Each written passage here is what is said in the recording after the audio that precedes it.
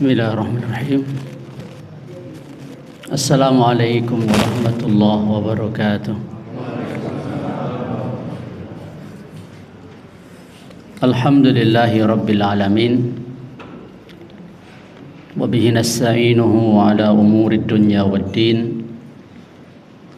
Asyhadu an la ilaha illallah al-malikul haqqul mubin.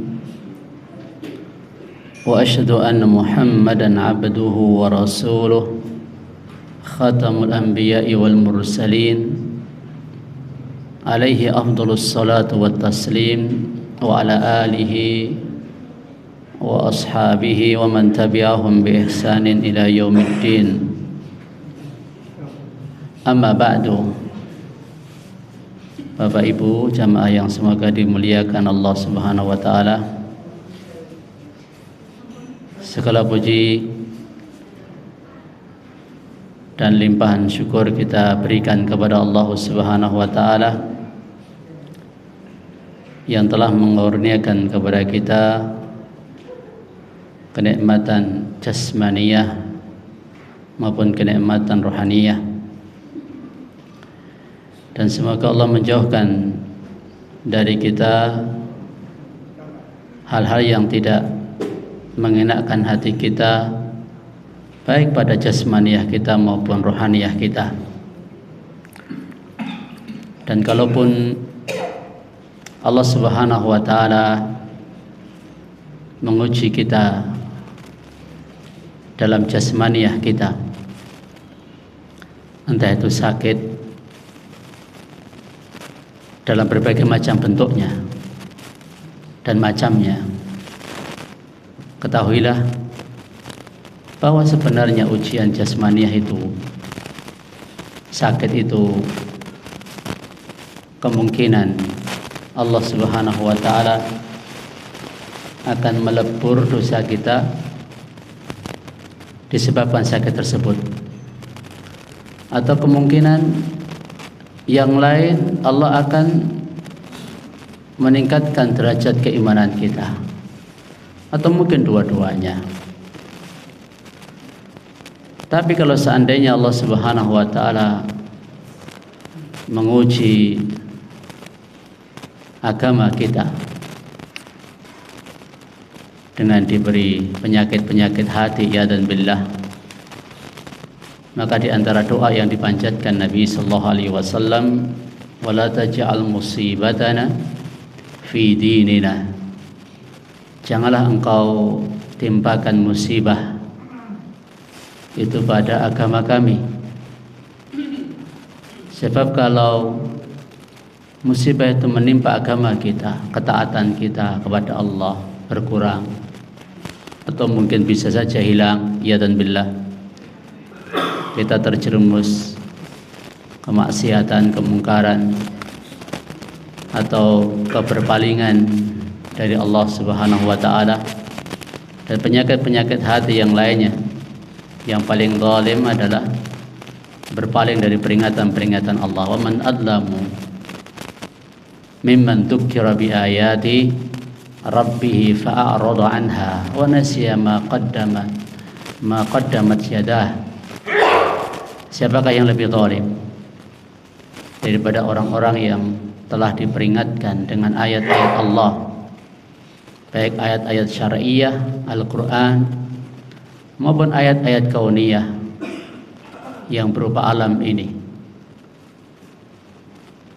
kemudian merupakan apa yang telah ia kerjakan berupa maksiat, kekufuran dan penyelewengan-penyelewengan, maka Allah Subhanahu wa taala akan menutup hatinya. Allah jadikan tutupan di hatinya dan sumbatan pada telinganya. Ini musibah yang paling besar yang menimpa manusia. Sebab kalau orang tertimpa musibah seperti ini, itu tidak akan menggugurkan dosanya. Orang dikasih, ya dan billah, berpaling dari peringatan Allah, tak tembus dibacakan dalil-dalil, ayat-ayat maupun hadis-hadis, Maka orang seperti ini ya, semakin dia berpaling dari Allah, ya tentunya semakin jauh dia dari kebenaran dan susah menerima kebenaran. Ya, semoga Allah Subhanahu wa taala memberikan taufik kepada kita semua untuk senantiasa beramal di jalan yang lurus yang diridhai Allah Subhanahu wa taala. Bapak Ibu jamaah yang semoga dimuliakan Allah, pada malam hari ini kita akan lanjutkan kajian kitab Riyadhus Shalihin. Terus kalau tidak salah sampai hadis nomor 100, sekarang 150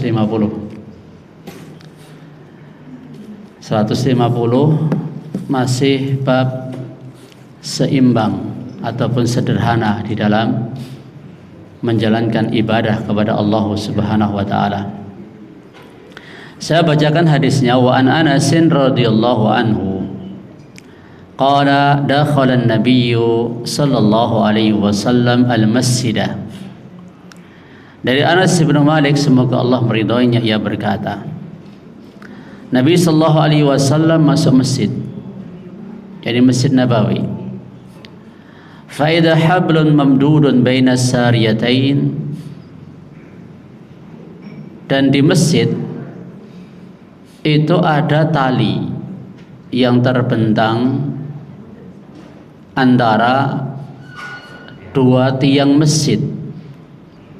Jadi ada dua tali, yang satu di tiang satunya, yang satunya di tiang yang lain.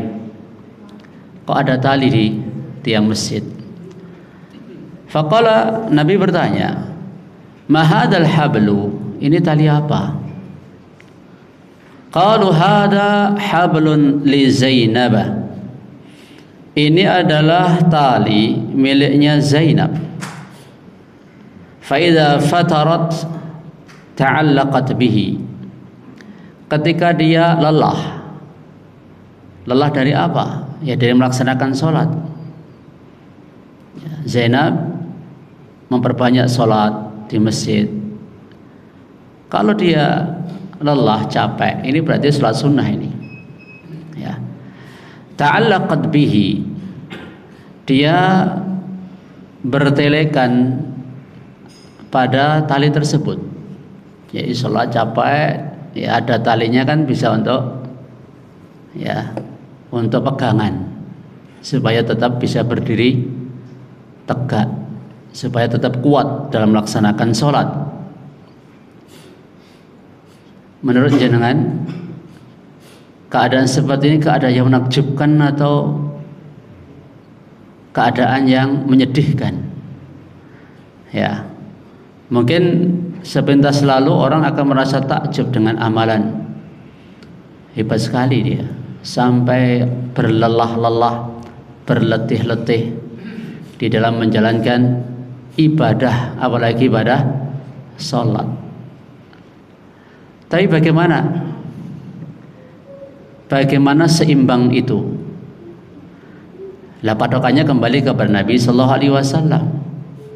Ketika Nabi menilai itu baik dan benar, oh berarti kita mengikuti.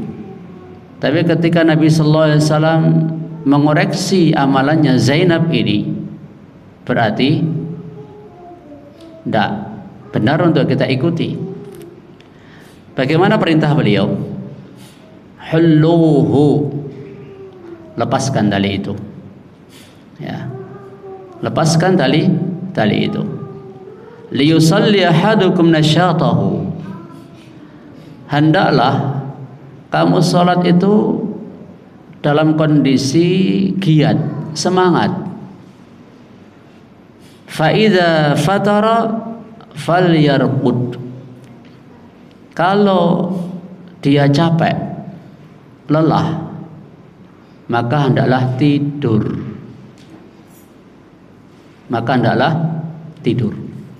Hadis sahih riwayat Bukhari dan Muslim. Bapak Ibu rahimanallah wa iyyakum, Di dalam hadis ini terdapat dalil annahu la yanbaghi lil insan ay yata'ammaqa wa ay yatanatta'a fil ibadah. Hendaknya manusia dalam melaksanakan ibadah itu tidak berlebih-lebihan, ya, tak membebani jiwa di luar kemampuan. Wa ayyusalliya madama nasyitan, dan hendaklah dia melaksanakan salat itu ketika semangat, ya. Fa idza ta'iba falyarqud wal yanam, kalau dia capek, lelah, ya tidur. Li'annahu idza shalla, sebab apa yang terjadi ketika dia sudah capek, sudah lelah, ngantuk-ngantukan, maka pikirannya pun juga nggak bisa fokus, nggak bisa konsentrasi. Dan juga akibat buruk lainnya, dia akan malas, ya. Dan lebih buruk lagi, dia akan membenci ibadahnya itu. Kalau sudah sampai level, ya, level melebihi kapasitas, lama-lama apa? Kalau istilah alat itu ya bisa dol gitu kan, ya, malah berbalik nanti. Semoga Allah menjaga kita, ya, sebab semangat itu kalau berlebih-lebihan nanti malah keluar batas. Warubama dhahaba, dan bisa jadi pula akibat buruknya, dia mendoakan, sebenarnya dia mau doa untuk kebaikan dirinya sendiri, tapi yang terjadi apa? Dia malah mendoakan keburukan atas dirinya. Jenengan pernah enggak pas baca Quran, saya ngantuk-ngantuk itu bisa ngomong yang lain itu? Kalau saya ya pernah ngalami seperti itu. Jadi baca Quran ini kok bisa ngomongnya beda gitu loh dengan ayatnya itu, ya. Demikian pula ketika sholat. Kalau sholat sendiri nih maksudnya, ya. Kalau sholat berjamaah kan mengikuti bacanya imam gitu loh, ya. Dan ini juga sangat mungkin terjadi karena nanti ada hadis yang menerangkan tentang persoalan ini. Orang dia di dalam sholatnya maunya mendoakan kebaikan, tapi malah kebalikannya mendoakan keburukan bagi dirinya sendiri. Oleh karena itu Nabi Shallallahu Alaihi Wasallam perintahkan untuk apa? Dilepas talinya itu, ya. Kalau capek ya tidur. Cuman masalahnya kita itu banyak ngantuknya kalau ibadah itu, betul enggak? Apalagi sholat malam baru 2 rakaat saja sudah ngantuk. Ini dapat dalil ini, ya. Kan nggak usah berlebih-lebihan, kan sesuai dengan kemampuan. Ya kemampuanku 2 rakaat terus ngantuk. Kebetulan cocok ini dalilnya, ya. Nanti kita ada barometer yang lain nanti. Bagaimana ada praktek amalnya Abu Darda, ada praktek amalnya Abdullah bin Amr bin As, ya, di mana Nabi Shallallahu Alaihi Wasallam itu memberikan beberapa tips, ya. Kalau masih punya semangat, nanti sekian baca Qur'annya, ya, puasanya sekian, sholatnya sekian, ada porsinya, ya. Dan tidak bisa dipukul rata antara satu dengan yang lain, karena mungkin si A dia kuat melaksanakan ibadah, tapi beda dengan si B, dia nggak kuat melaksanakan ibadah, ya. Maka masing-masing diri mengetahui di mana kekuatan dan batas kemampuannya. Pokoknya intinya antara ifrad dan tafrid, antara berlebihan ini juga tidak benar, dan antara meremehkan ini juga tidak tepat. Ya, tidak tepat. Kalau berkaitan dengan nanti saja kita bacakan hadisnya Abdullah bin Amr bin As, banyak faedah yang bisa kita ambil. Terus berikutnya faedah yang bisa kita ambil. Wa hadza wa in warada fis shalah. Meskipun hadis ini teriwayatkan dalam masalah salat, bisakah kita ambil istimbat hukum untuk masalah-masalah yang lain? Syekh Muhammad bin Shalih Al-Utsaimin dalam syarah hadis ini, beliau menyampaikan fa innahu yashmalu jami'al a'mal. Ini berlaku juga untuk seluruh amalan, tidak cuma salat. Poin pentingnya fala tukallifu nafsaka ma la tutiq. Ya. Janganlah engkau membebani dirimu di luar kemampuanmu, di luar kemampuanmu. Tapi ya, muamalahilah diri kita itu dengan lembut, dengan ya tak terburu-buru, ya, tak ya raka seso, deh. Kadang yang jenengan belajar bahasa Arab pengennya napa? Sasi pinter. Ketika belajar tajwid 5 kali pertemuan bisa. Ya kalau memang kita kemampuannya kayak para ulama-ulama itu, ya tidak apa-apa. Tapi kita harus tahu diri lah, karena ada orang yang ya dia pengen terburu-buru dalam suatu atau dalam banyak masalah, dalam belajar, dalam ibadah, ya.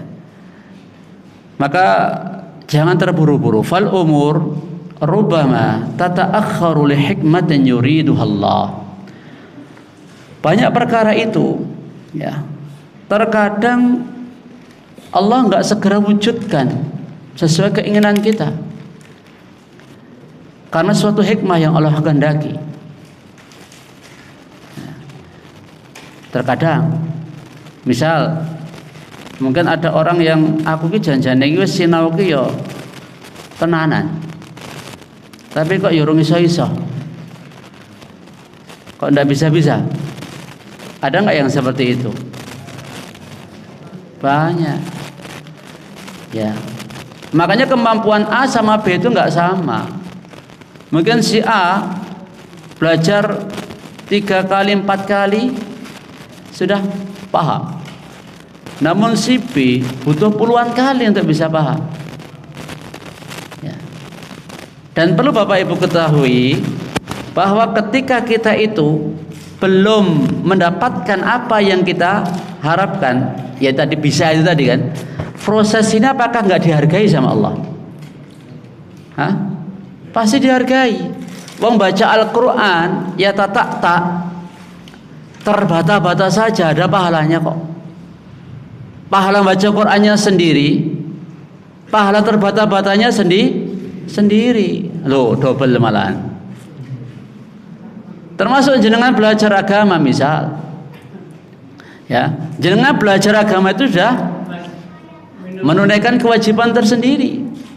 Terus upaya usaha jenengan untuk belajar pun itu juga dinilai sama Allah Subhanahu wa taala.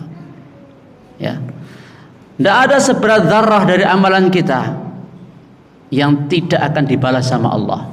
Semua pasti dibalas. Jadi nggak usah khawatir. Makanya jenengan kalau belajar nggak iso-iso ke ya nikmat aja, dinikmati. Ya, santai aja. Nggak usah terburu-buru. Nyatanya pengajian di Gayam ini udah berapa puluh tahun ini? Hah? Udah sejak? Nah iya. Ya. Tapi yang penting ya teko, yang penting rawuh, yang penting ngrungokke, mbuh paham mbuh ora.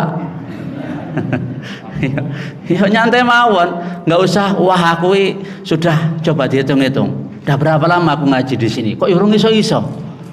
Ya. Nah, itu makanya godaannya setan. Orang itu nggak sama antara satu dengan yang lainnya. Usaha harus, tapi jangan kemudian melupakan usaha. Ya, ada orang yang aku belajar bahasa Arab kok nggak bisa ya, cuman sekali padahal dia belajar. Ya ini namanya nggak fair, nggak fair untuk menyatakan diri dia itu nggak paham. Ya. Bapak Ibu sekalian rahimakumullah, maka bagi yang cepat paham, cepat bisa, jangan dikira nggak ada konsekuensinya. Oh, malah mungkin lebih berat. Apa konsekuensinya? Kan nanti akan ditanya di hari kiamat. Ya, wa an ilmihi, ditanya tentang ilmunya. Untuk apa diamalkan? Lho rekoso lho Pak Bu. Ilmune akeh iki pemangsane aman-aman saja. Loh. Cobi ya. Misalnya si A cuma punya ilmu 10, si B punya ilmu 1000. Jadi nggak usah meri. Ya, kalau ghibtah boleh. Pengen seperti itu. Kalau mengamalkan 1000 itu bisa mengamalkan ya banyak yang bisa diamalkan. Syukur-syukur bisa semuanya. Ya. Jadi semuanya itu ada cobaan masing-masing. Allah memberikan ilmu kepada kita, itu sama seperti halnya memberikan harta kepada kita. Anak sing dikai bondo akeh, dititipi bondo akeh, anak sing dititipi ilmu akeh. Gitu kan? Nah, ya, termasuk yang ngomong ini belum tentu juga hisabnya nanti ya, lancar, belum tentu. Ya, karena setiap ilmu itu juga nanti ditanya, diamalkan untuk apa? Kalau nggak bisa ngamalkan kan ya bahaya ini. Makanya ya Shiratal mustaqim, berlaku seimbang, sederhana dalam ibadah itu ya ilmu amal ini seimbang. Ya, kalau kurang ilmunya ya ini nggak seimbang. Ya, kalau kurang amalnya ini juga nggak seimbang. Ya, nggak seimbang. Terus beliau juga mencontohkan, wala taqul, jangan Anda berkata, inni uridu, aku ingin membuat badanku itu capek, aku ingin capek berlelah-lelah. Kan katanya berpahala kalau badan kita gunakan, kan nanti ditanya jasadnya digunakan untuk apa? Oh ya Allah, aku gunakan jasadku untuk bercapek-capek sampai lelah, sampai enggak kuat-kuat untuk melaksanakan ibadah kepadamu ya Allah. Apakah seperti itu dibenarkan? Ya. Bal intadir, tapi tunggu, beri bagian jiwamu haknya.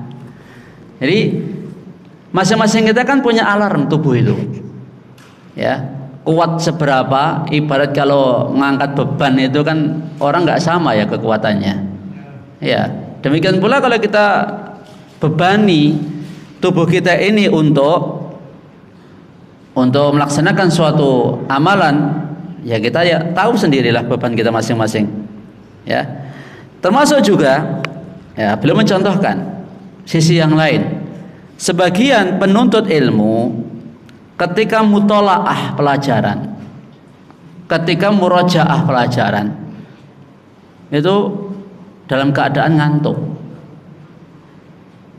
Kalau jenengan nggak pernah di pondok pesantren, mungkin nggak tahu ya anak-anak santri-santri sing sampai direwangi ngantuk-ngantuk itu sampai larut malam. Ya, dia mencapekkan dirinya, tapi nggak dapat apa-apa. Ya, saya pernah kok ngalami. Ya, beberapa mungkin sampai 1 jam itu nyekel buku itu kok nggak paham-paham. Ya, karena ngantuk. Dibaca hilang gitu loh. Ya, pernah saya juga ngalami. Mungkin setengah jam atau antara itu. Ya, ternyata ya kalau kita paksakan diri dalam kondisi ngantuk, ini juga tidak faedah. Wa in dhanna annahu yastafid fa innahu la syai'. Seandainya dia menyangka bahwa itu manfaat, kenyataannya itu enggak ada manfaatnya. Maka hendaknya ketika seorang itu ngantuk ketika memurojaah kitab, apalagi ketika membaca, ya kan kita ketika mau ngajar atau mau menyampaikan ilmu itu kan harus banyak mutolaah, harus banyak ya mengkaji kitab-kitab ataupun artikel-artikel supaya kita juga ya memiliki pengetahuan tentang itu. Tapi kalau sampai ngantuk-ngantuk ini ya hendaknya tutup kitabnya, tidur, istirahat. Enak banget ya? Enak banget ini, cocok ini. Ya, lah ini nanti kalau didengar santri-santri kita ya wah ini dalil ini. Ini Pak Jumari, dalil nanti. Ya, dalil. Kalau di kelas ngantuk gimana Ustaz? Kok kita prakteknya di pondok itu kalau santri ngantuk kalau kita peringatkan gitu ya. Ya, Allah Ta'ala alam ya. Memang nizam yang berlaku di kita itu memang beda. Yang jenengan mungkin kalau ngantuk kita biarkan saja. Ya, tapi kalau santri ngantuk ya di tengah pelajaran loh ya, apalagi jam pertama. Ya itu enggak sepantasnya. Ya, enggak sepantasnya. Terus walau ba'da salatil fajr. Ini berlaku untuk semua waktu. Walaupun seandainya kita baca habis sholat subuh terus ngantuk, ya tutup bukunya, tidur. Ya, menurut beliau tidak apa-apa. Meskipun ba'da sholat subuh atau meskipun setelah sholat asar. Ya, karena ada larangan itu ya. Walaupun nggak sampai kepada haram ya, wallahu taala alam. Ya. Apalagi kalau memang badan butuh istirahat. Karena jenengan perso ya Mbak ya, orang alim itu waktunya itu mahal kok. Hari-harinya ya ngajar, mutolaah, ngajar ya. Coba kemarin saja ada Ustadz Firanda itu jadwalnya padat sekali itu. Ya, kira-kira kalau tidur pada subuh atau tidur pada asar itu kan wajar karena apa? Ya kegiatannya apa? Padat. Tapi kalau kita misalnya kegiatannya enggak padat, belajar juga enggak ya, banyak penyakit yang kuwi. Ngantuan. Ya, ngantuan itu memang penyakit. Wallahu taala a'lam. Ya. Bapak Ibu rahimahullah wa yakum, fa idza faraghta fansab. Ya, kita mengamalkan firman Allah Subhanahu wa taala, fa idza faraghta fansab wa ila rabbika farghab. Ya, kalau sudah selesai dari satu perbuatan, maka ya segeralah untuk berbuat kepada kegiatan yang lain. Dan seandainya kita istirahat, kalau niatnya kita dalam istirahat itu adalah untuk ibadah, itu juga berpahala kok. Tidak penak atau jadi orang muslim gitu. Ya. Kalau kita memahami ilmu itu kan enak banget itu. Kan kadang orang memaksakan diri, golek pahala lagi kudu pas dalam keadaan terjaga. Ya, ketika pas harus berbuat fisiknya itu, iya enggak? Ya entah itu sholat, entah itu baca Quran, entah itu apapun.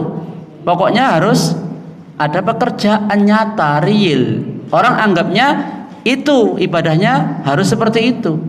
Padahal bagi orang yang ngerti ilmunya, tidurnya pun untuk menyimpan energi, untuk mempersiapkan ya kegiatan yang berikutnya. Bisa masuk ibadah enggak? Bisa. Inilah pentingnya faktor niat itu. Makanya ketika jenengan mempelajari hadis-hadis Nabi sallallahu alaihi wasallam, man shama ramadhana imanan wa ihtisaban ghufira lahu ma taqaddama min dhanbihi. Man qama ramadhana imanan wa ihtisaban ghufira lahu ma taqaddama min dhanbihi. Man qama lailatal qadri imanan wa ihtisaban ghufira lahu ma taqaddama min dhanbihi. Ya. Jadi amalan-amalan itu seringkali dikaitkan dengan dua perkara. Iman, mengharapkan pahala. Ya. Termasuk ketika orang terkena musibah, kematian misal. Nabi SAW memberikan contoh doa, inna lillahi ma akhadha walillahi ma a'ta wa kullu syai'in 'indahu bi ajalin musamma isbir wahtasib. Ya. Sesungguhnya milik Allah apa yang dia ambil, milik Allah pula apa yang dia berikan, dan segala sesuatu sudah ada ketentuan ajalnya di sisi Allah Subhanahu wa taala. Sabar dan berharaplah pahala. Awal-awal Nabi ingatkan untuk memperkuat iman toh, imannya kepada Allah, imannya kepada takdir Allah Subhanahu wa taala. Bukankah ini masuk dalam iman? Ya. Bahkan ketika musibah pun kita bisa dapat pahala. Dan itu bisa ibadah. Ini loh pentingnya kita belajar ilmu. Kita ternyata untuk mencari pahala itu di balik musibah yang menimpa kita bisa kita meraih pahala. Ya. Imanan wahtisaban. Iman dan mengharapkan pahala. Semakin kuat imannya, semakin besar pengharapannya, tentunya semakin besar balasan Allah Subhanahu wa taala. Nanti ujung-ujungnya di dua hal ini Bapak Ibu sekalian. Ya, ujung-ujungnya di dua hal ini. Ya, pandai-pandailah kita di dalam memanajemen dua perkara ini. Ya, yaitu iman dan mengharapkan pahala. Ya, nanti tidak kita terlalu panjang untuk fokus di situ. Terus kita lanjutkan hadis yang berikutnya.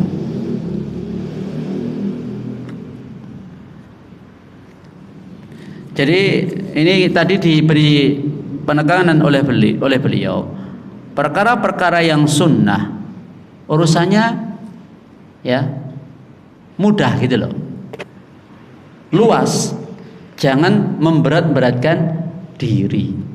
Kalau misalnya nggak mampu puasa Daud, ya kan bisa puasa 3 hari dalam setiap bulan, ada pilihan. Ya. Ketika nggak mampu menghatamkan Al-Quran setiap 7 hari sekali, kan ada pilihan menghatamkan Al-Quran 30 hari sekali, gitu loh. Kalau dalam perkara-perkara sunnah. Hadis yang berikutnya, wa an Aisyah. Dah habis waktunya ya? Hah? Masih toh? Biasanya 8:30 selesai ya? Loh, selesai kok. Selesai tak Pak? Oh, lah nggih Pak Ketua selesai. Alhamdulillah ini. Mudah Pak.